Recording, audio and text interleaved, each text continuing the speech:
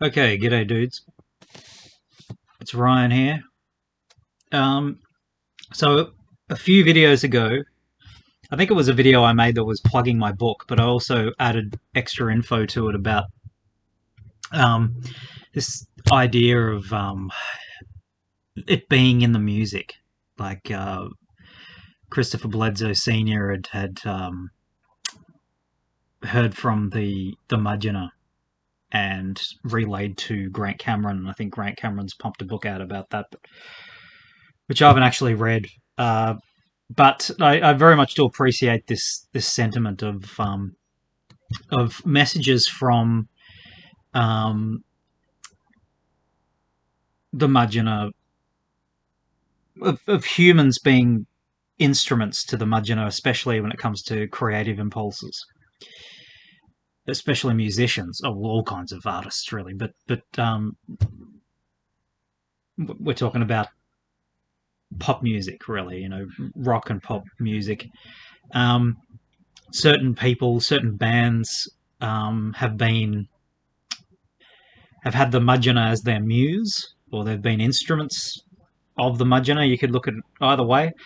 Um, and the person I mentioned in the other video I'd done about this, people might recall, was David Bowie. David Bowie was totally a Majina experiencer, tall white experiencer.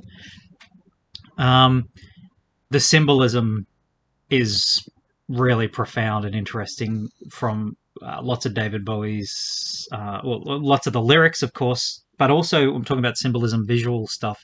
Because lots of the uh, music videos are inextricably bound to these concepts as well, and the Majina are to be felt and seen and heard. All needs to be this holistic thing. The music and the music videos considered together. If the music videos were created for the music around the same time, especially if they had strong influence from the musician themselves designing and directing and things like that. But um, now with David Bowie, last time I gave the example of "Ashes to Ashes," which is from the 1980s album. What's it called again? I can't believe I'm forgetting what it's called. Oh, Scary Monsters, yeah. Scary Monsters and Super Creeps, 1980. Now, that particular song, apparently, I found it on Wikipedia just before, was, I don't get all my intel from Wikipedia, but every once in a while it's useful. Uh, the most expensive film clip, music video made till that point. That was the most expensive one ever made up until then. The Ashes to Ashes video clip. Now, the Ashes to Ashes video clip. Anyone who's familiar with the the four future human lineage beings that and the narrative that goes along with that was introduced to a lot of people by way of the sort of testing disclosure that was done to a fringe community in the early 2000s by Dan Crane, or Dan Burish, he was known at the time. Um, that storyline is told through the Ashes to Ashes film clip of NASA encountering the Action Man, which is uh, uh, another term for, what's the word I'm looking for? Like a euphemism, maybe, for the crypto-terrestrials, the future lineage humans. Um, and through that song and also the film clip that accompanies it, you can see the story told and shown. David Bowie himself dressed as a tall white or a clown with the mark of Al Nalam across his forehead.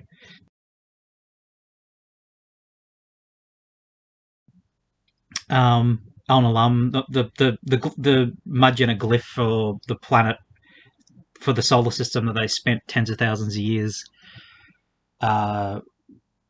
living on Earth-like planets orbiting, looks to us kind of like the Arabic numeral 7, which is just a coincidence, but it looks kind of like that. That's for Al-Nalam, Epsilon Orionis, the middle star in Orion's belt. But for Al-Natak, the one on the left, they have a symbol that kind of looks like the Arabic numeral for the number 3.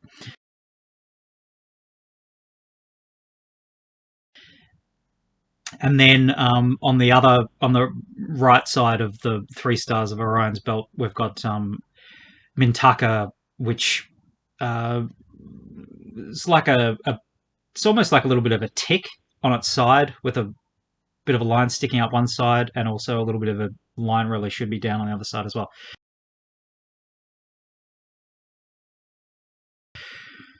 Now, as it was drawn and remembered by Antonio Villas-Boas in 1957,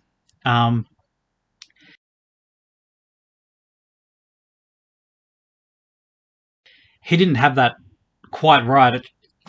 From what I've seen, and also I'm very certain that this is the way it should look. So I've printed out Antonio Villas-Boas's reproduction of what he thought were considered to be hieroglyphs over the door of the craft when he was abducted in 1957 in Brazil. But I've added an extra little piece to make that symbol a little cap on the top. So this symbol really should look more like a 3. Villas-Boas didn't have this here. Boom, like that. Perfect. That's it. These 2 dots are often up here, though. So Villas-Boas put them here, but they really should be... Well, I'm not quite sure. This might be some kind of stylistic thing where it depends on how much room they have as to where they're going to put it, blah, blah, blah. But this is the second representing 2. It actually just represents 2. The second star in Orion's belt. And here we have Al-Natak, Al-Nalam, and Mintaka, the stars and the configuration of Orion's belt. Here, this symbol here is for Mintaka, the final one, and it is the 3rd star in the belt. And this is like a full stop. This means completion of the sentence or the utterance or the expression. Okay, so and if you are people seeking to contact or interact, if you run some kind of paranormal investigation group and you're sort of thinking, oh, maybe this Ryan dude knows what he's talking about, I've read his book, it seems interesting, maybe there's something there, and you're considering utilizing some of the stuff that I've got in my book and in my videos to test on the beings, recreating symbols like that correspond to this, or even like they'll know what you mean. Like if you draw a 3 and a 7, if you write, make sure you don't actually permanently mark any of the features in the environment. Don't carve it into trees or rocks or anything like that. You could carve it onto the dirt, that's fine, but otherwise hang things maybe around, or set them up around where you're going to have where you're going to be sleeping or camping if you're going out somewhere where you think the Majeena may be. So that, depending, again, like I've said in another video, as to whether they want people to know about particular habitations or are comfortable with people knowing about them and things like that, as to what their reaction I think would be. But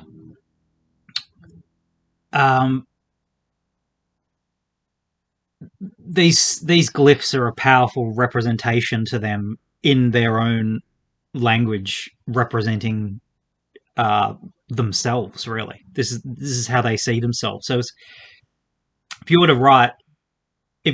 to even leave off Mintaka off the end and all the rest of it, and just write something like a 3 and a 7, and then put a couple of dots above the 7, and put that in the environment, glyphs like that, you're basically letting them know you know what they are. Now, they are encouraging this, so this kind of thing should work.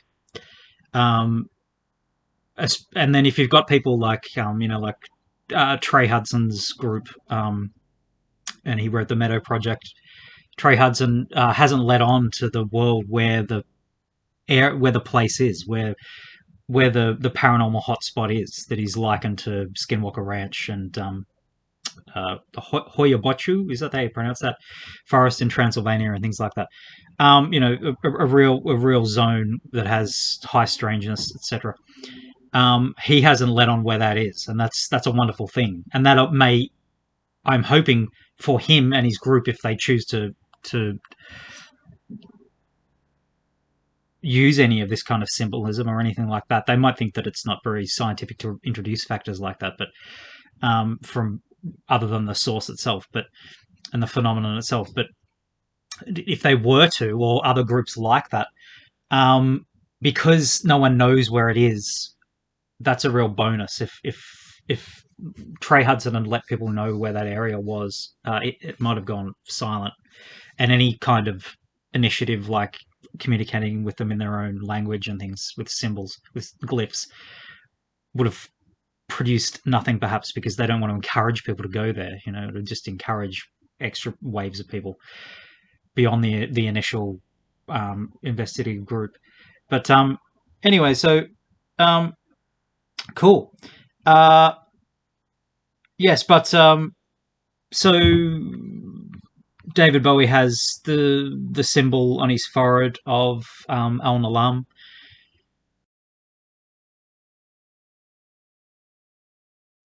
That looks like a 7, and a bit of a marking as well that represents a star the actual star itself, I'd imagine, down below. The 4 beings are represented throughout the film clip.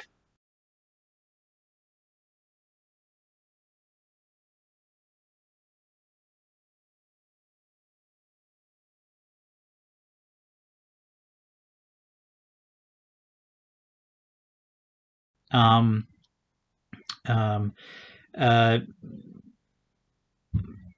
Demonstrating in different scenes and symbolism, demonstrating the power and military might, with the symbolism of the bulldozer driving along with a spaceman in it, and the the 4 groups, the Majeena, the Sepetina, and then the older version of the Sepetina, the Greys, and then, or whatever you want to call them, and then also the even earlier group again that have more of a white look to them, the Steve Boucher beings.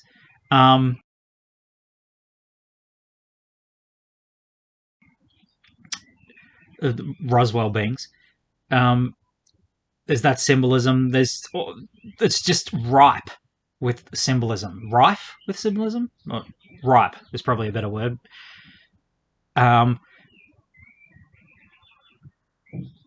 Majeena releasing a dove across, what has been colorized to represent maybe Mars and the darkness of space as the sea.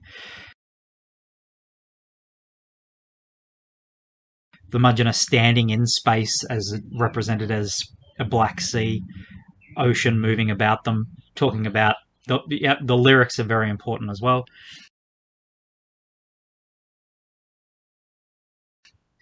And then imagine a tall white walking along, speaking to the great mother, the earth, Mother Nature, communicating with her. You see, interesting as well, the symbol on the representation of something on Bowie's chest. So so that Ashes to Ashes is very, very important, but Bowie's music and film clips are all quite important. Probably, I'd say the most obvious and just like fists into the face to people who are actually indoctrinated into this knowledge and paradigm of the future lineage human beings and everything associated with it. Ashes to Ashes by David Bowie, and also the Black Star off Bowie's last album that was called Black Star. The song Black Star off that is where do I begin? In fact, I won't begin right now. I'll go and pat on my nose. Because so each of the music videos and tracks that I mention, I'll put links to them in the description, so you can experience them for yourselves and get a feeling of the symbolism and things like that. Now, Bowie, another song that just slapped me across the face for its symbolism for representing the true paradigm, what actually has been happening, is Black Star. Black Star is basically, it is about, well, it's about the story of them and their relationship to us and their plan. This one's interesting because it, in my opinion, it touches a lot on that idea of them going to, or having been an option, a go-to option for them to cleanse our world once we get to a point where we have technological sophistication but have not evolved culturally, psychologically, spiritually, in an equal kind of way, an appropriate kind of way to handle the power of the technologies, for them to wipe us back. This music and video clip references these ideas that the Majeena were expressing to Bowie as well, it would seem. As an experiencer, David Bowie, Majeena experiencer, there's no doubt in my mind.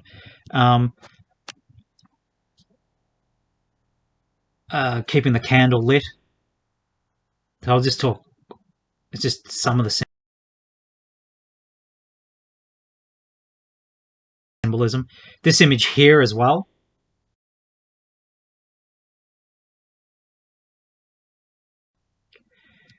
That is a very important image. Anyone who knows, any people in the know, looking at that image will be profoundly moved by that symbolism as well, of the image of the buildings.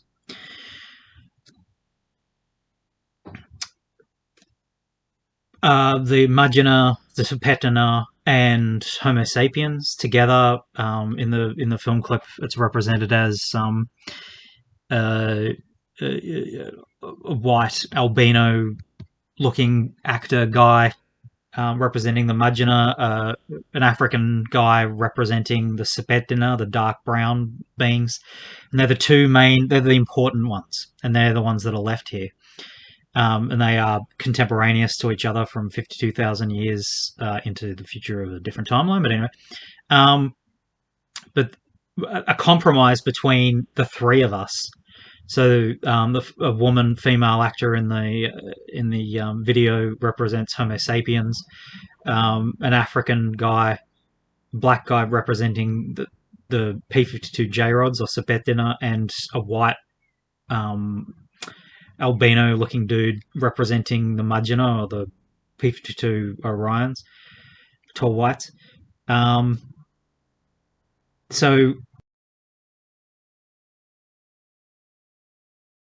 But that particular one is about hope as well. That video is about hope and a different story that is now going to be told.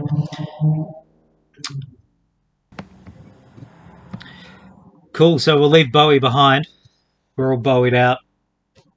We'll go on to considering another band, another group that has been heavily influenced as experiences of the Majeena, in my opinion. That is Smashing Pumpkins.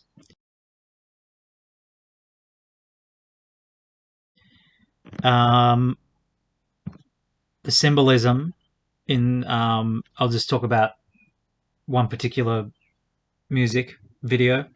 Um, Ava Adore is the symbolism is just powerful and undeniably related to, again, a retelling of the situation and the narrative of particularly the Majeena and the Sepetna and their relationship with us. Um, so I recommend very much to check that out as well. I'll put the link to that one. So we got here. I'll show you some of the symbolism from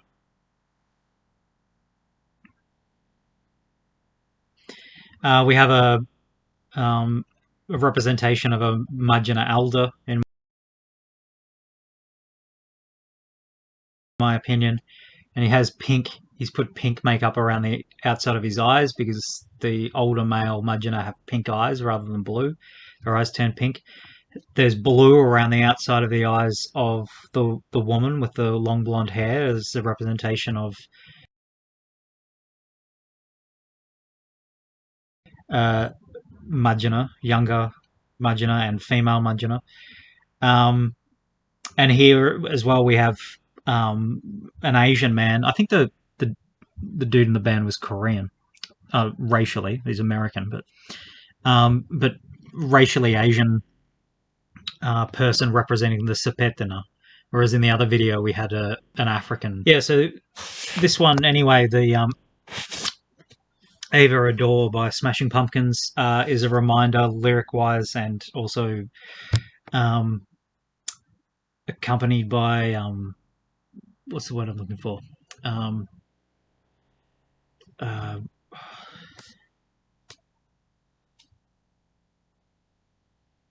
Complemented by um, the video clip itself that and the music, they all go together. So um, yeah, that's an excellent one as well. With imagery of even imagery of the representative of the stargates, the vortexes, the vortices themselves as well. Um, you just have to watch it. You just have to watch it. It's a reminder of that whole song is a reminder of how the relationship we have to each other, and we can't be separated. That the a compromise between us as we are now and the Sepetana and the Majeena is our future. Uh, Living together in harmony and supporting each other and augmenting each other's DNAs and uh, sharing technologies, and that's such a beautiful thing. Whoa, yeah. Okay, cool. So there's that one, and like the Cure. I mean, there's a few different bands that I've identified as being definite Majeena experiences, but another one, a major one, is the Cure. Bobby Smith and the Cure, Robert Smith. Um, this dude, lots of his music is inspired by interactions with the Majeena and what they've been telling him, and you know the Majeena are the muse for the large part of Robert Smith as well, of the Cure. And and his film clips and especially the lyrics, but also film clips as well, like movie video. What do you call them? Like um, the videos, music videos, um, just ripe with references and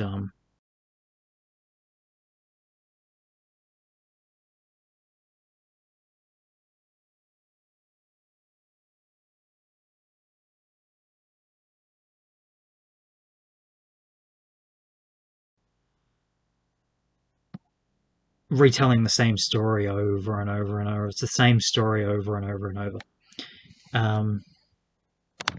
Cool. Okay, guys, thanks very much. Until next time. Until next time, dudes.